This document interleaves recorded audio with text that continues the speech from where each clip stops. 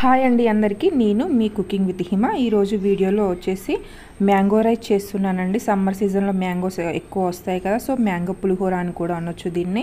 Taste అయితే చాలా సూపర్గా వచ్చిందండి. నచ్చినట్లయితే ఒకసారి ట్రై చేయండి, ఎందుకంటే సీజనల్ ఫ్రూట్ కదా అండి, మళ్ళీ మనకి అవైలబుల్గా ఉండవు.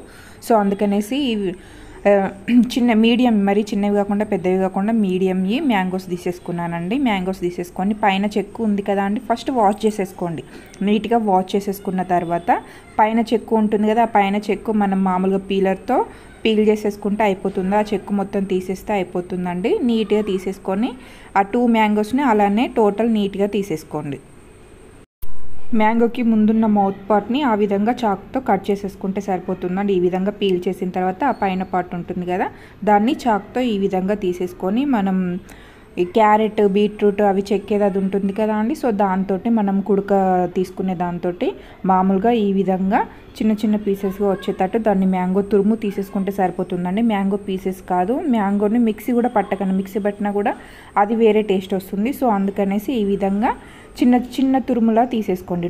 టూ మ్యాంగోస్ని ఈ విధంగానే తురుములాగా తీసేసుకోండి. ఇప్పుడు దానికోసం అనేసి ఆయిల్ కాస్త మనం మామూలు పులిహోరకి, లెమన్ పులిహోరకి, చింతపండుకి ఏ విధంగా తీసేసుకుంటామో ఆ విధంగానే తీసేసుకొని అందులోనే ఒక 1/2 టేబుల్ స్పూన్ వరకు జీలకర్ర, ఆవాలు యాడ్ చేశానండి. సో అలానే ఎండుమిర్చి ఒక 2 టేబుల్ స్పూన్ వరకు పచ్చి మినపప్పు యాడ్ చేశాను.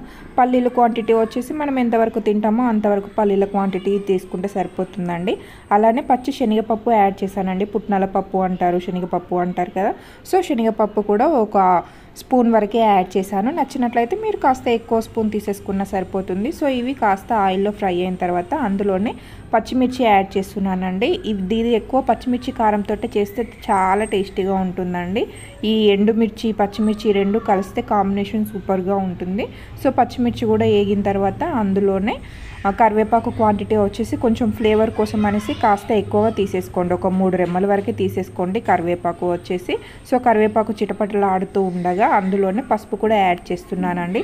పసుపు వచ్చేసి హెవీగా తీసేసుకోండి, లైట్గా తీసేసుకుంటేనే ఆ కలర్ అనేది మనకి చూడడానికి కూడా చాలా బాగుంటుంది. మరీ ఎల్లోయిష్గా ఉన్నా కూడా అంత తిననికి కొందరు ఇష్టపడరు కదా. సో అవన్నీ వేగిన తర్వాత అందులోనే మనం తురిమి పెట్టేసుకున్న మ్యాంగో తురుము ఉంది కదా అండి, ఇందాక మనం తురిమేసిన మ్యాంగో తురుము, సో అది కూడా ఇందులో గ్యాస్ని మీడియం ఫ్లేమ్లో ఉంచేసేయండి. మీడియం ఫ్లేమ్లో ఉంచేసి మనం వేసిన పల్లీలు, కరివేపాకు, పచ్చిమిర్చి ఆ ఫ్లేవర్ టోటల్ ఈ మ్యాంగో తురుముకి పట్టేలాగా ఒక్కసారి కలిపేసేసుకోండి.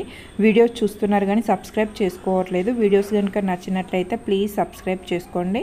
సో గ్యాస్ని మీడియంలోనే ఉంచేసేయండి. మీడియంలోనే ఉంచేసి టోటల్ కలిపేసేసుకోండి. మ్యాంగోని కూడా పచ్చివాసన పోయేంత వరకు మనం తురుముతూ ఉంటే అందులో నుండి వాటర్ వస్తాయి కదా అండి ఎలాగో, సో ఆ వాటర్ క్వాంటిటీ టోటల్ పోయేదాకా మంచిగా మీడియం ఫ్లేమ్లో ఉంచేసి కలుపుతూ ఉండండి. చూడండి ఏ విధంగా ఒక 2 మినిట్స్ ఆఫ్టర్ చూపిస్తున్నాను మీకు.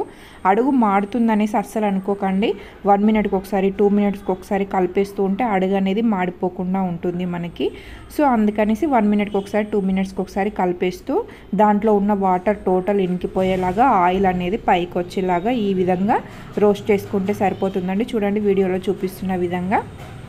ఎట్లాగో మనకి 2 మినిట్స్కి ఒకసారి, 3 మినిట్స్కి ఒకసారి కలుపుతూ ఉంటాం కాబట్టి కాస్త అడుగు అనేది అలా అవుతుంది. ఆ టేస్ట్ అనేది చేంజ్ అవుతుందని మాత్రం అనుకోకండి. అలా అయిన తర్వాత అందులోనే రైస్ యాడ్ చేసేసుకోండి. మనం హీట్ చేసిన అప్పటిదప్పుడు వండిన రైస్ అయినా పర్వాలేదు, చల్లారబెట్టేసుకున్న రైస్ అయినా పర్వాలేదండి. నేను అప్పుడే హీట్ చేసిన, అప్పుడే వేడివేడిగా ఉన్న రైస్ని యాడ్ చేస్తున్నానండి ఇందులో.